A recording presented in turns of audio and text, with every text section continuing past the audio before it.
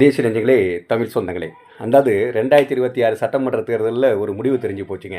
அதாவது விடுதலை சிறுத்தைகள் கட்சியை பற்றியே. விடுதலை கட்சிகள் தலைவர்களுடைய தொண்டர்கள் எல்லாருமே என்ன பண்ணிட்டாங்கன்னா, டிவிக்கு ஆதரித்து விஜயை கொள்கை ஆசானாக எடுத்துக்கிட்டு போயிட்டாங்க.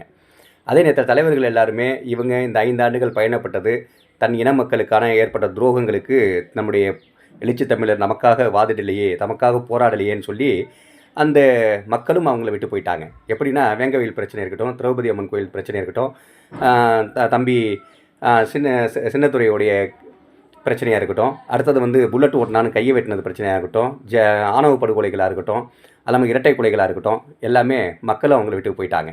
அதே மாதிரி 2ஆம் கட்ட தலைவர்கள் என்னென்னா, அறிவாலய வாசலில் முட்டி போட்டு தன்னுடைய காலை பணிகளை செய்யக்கூடிய அடிமை ஏவல்களாக மாறிட்டாங்க.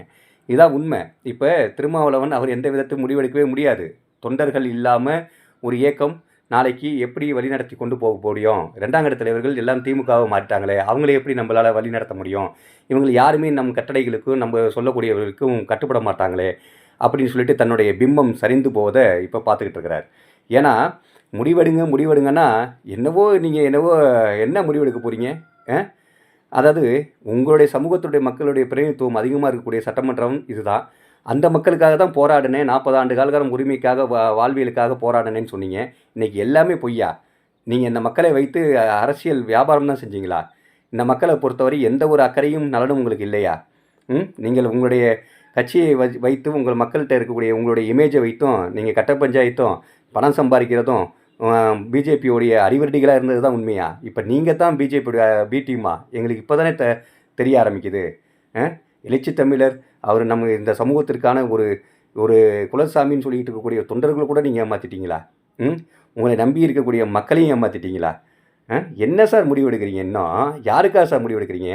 திமுகவும் அந்த பெரும்பான்மையான சமூக மக்களும் என்றைக்கு வேணாலும் ஆட்சிக்கு வருவாங்க, அதிகாரத்துக்கு வருவாங்க. உங்களுடைய மக்களுக்காக விஜய் போராடி இன்றைக்கி சிறுபான்மை மக்களுக்காகவும் இன்றைக்கி பார்த்திங்கன்னா தாழ்த்தப்பட்ட மக்களுக்காகவும் போராட்டம் பண்ணி இன்றைக்கி ஒரு சட்டமன்ற தேர்தலை சந்தித்து ஒரு நிராதரவாக நிற்கும் போது ஆதரவு கொடுக்க உங்களுக்கு மனம் வரலன்னா நீங்கள் எப்படி சார் நீங்கள் எல்லாம் நீங்கள் இந்த மாற்றத்திற்கான இந்த சமூகத்திற்கான தலைவர் நாங்கள் ஏற்றுக்க முடியும்? இதில் கம்யூனிஸ்ட்டு சொல்லக்கூடிய முடிவுகளை தான் நாங்கள் ஏற்றுக்குவோம். அப்படின்னா கம்யூனிஸ்ட்டுகள் அப்போ எப்போதுமே அவங்க ஆட்சி அதிகாரத்தில் பங்கெடுக்க மாட்டாங்க. வெளியிலிருந்து அவங்களுடைய குறைந்தபட்ச செயல் திட்டங்களை சொல்லி உரிமைக்காக போராடக்கூடியவங்க. அவங்க வாழ்வியலை உங்களோட வாழ்வியலாக ஒட்டு போகாதீங்க. அங்கேருந்த இப்போ சோழர் நல்லகன் ஐயாவை தோற்கடித்தது திமுக இயக்கம், புரியுதுங்களா?